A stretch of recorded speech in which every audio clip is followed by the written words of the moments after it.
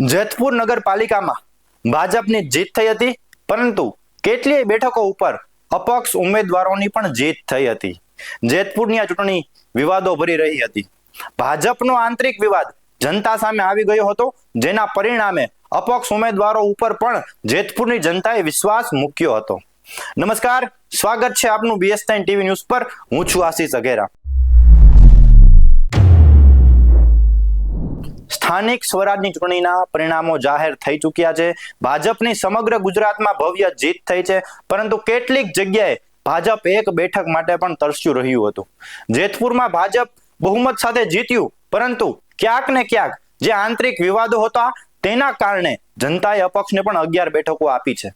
અપક્ષ ઉમેદવારોને જ્યારે પૂછવામાં આવ્યું કે તમે હવે ભાજપમાં જોડાશો કે શું, ત્યારે તેમણે જે જવાબ આપ્યો એ સાંભળવા જેવો છે. ભાજપ એક ભ્રષ્ટ પાર્ટી છે. અમને એમાંથી પણ ટિકિટ મળતી હતી, પરંતુ અમારે ભ્રષ્ટ પાર્ટીમાં જોડાવું નહોતું. અને જેતપુર ભાજપના જીતેલા ઉમેદવારોને કે પછી ધારાસભ્યને ચેલેન્જ આપી હતી કે 18 થી 20 કરોડનો જો ટેક્સ જેતપુર નવાગઢની જનતા ચૂકવે છે એનો હિસાબ આપી દે ને તો હું રાજીનામું આપી દઉં.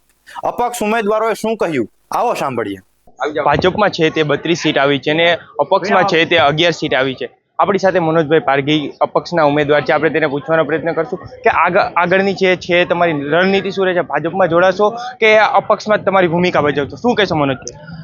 ભાજપમાં જોડાવવું હોત તો ભાજપવાળા ટિકિટ દેવા તૈયાર હતા, પણ આપણી કોઈ એવી ઈચ્છા નથી. શું કામે કે છેલ્લા 30 વર્ષથી ભારતીય જનતા પાર્ટીનું જેતપુર નવાગઢ નગરપાલિકાની અંદર શાસન છે, અને જેતપુરની પ્રજાની શું હાલત છે એ બધાને ખબર છે. આપણે જેને ખંભા ઉપર બેસાડીને સુધરાઈ સભ્ય તરીકે ચૂંટીને મોકલીએ છીએ એ ત્યાં શું કરે છે? આ ટેક્સના વધારા કોણ કરે છે? આ ટેક્સના વધારા થાય છે ત્યારે સહી કોણ કરે છે? આ બહુમતીના જોરે જે ટેક્સના વધારા થાય છે એ થાય છે. ગુજરાતની અંદર ક્યાંય પણ ભૂગર્ભ ગટરનો આવડો ટેક્સ નથી, ત્યારે જેતપુરની અંદર છે. તો કોણ આ ટેક્સના વધારામાં સામેલ થાય છે, સહમત થાય છે?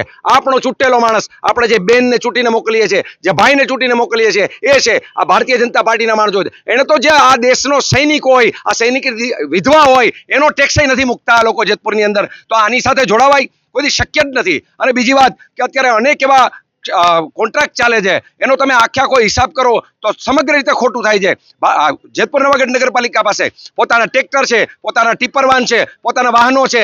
કોન્ટ્રાક્ટરને શું કામ ભાડે આપે છે? બીજાને પોતાના વાહનો ભાડે આપવાના, પછી એને કોન્ટ્રાક્ટ આપવાનો. આ તો ઉલટા ચશ્મા પહેરાવાની વાત છે. અમે ક્યારેય સહન નહીં કરી. અને હા, આજે વોર્ડ નંબર 7ની સીટ હતી અને અમે જેમાં લડતા હતા એ ફક્ત ને ફક્ત નગરપાલિકાની સીટ નહોતી, એ ધારાસભાની સીટ હતી. એટલા માટે કે આ સાબિત કર્યું છે જયેશભાઈ રાદડિયાએ. એટલા માટે કે વોર્ડ નંબર 7ની અંદર 3 સભા 3 મીટિંગ જે માણસે લીધી હોય એક ધારાસભ્ય તરીકે, તો ધારાસભ્ય તરીકે એને જેતપુરમાં કામ નથી કર્યું એટલે એને મીટિંગ લેવી પડી છે. બાકી જેને કામ કર્યું એને મીટિંગ ના લેવાની હોય. એને તો ફક્ત ખબર પડે કે ભારતીય જનતા પાર્ટીનો ઉમેદવાર છે તો એને મત મળે, પણ કામ નથી થયું. ટેક્સ લેવાના છે.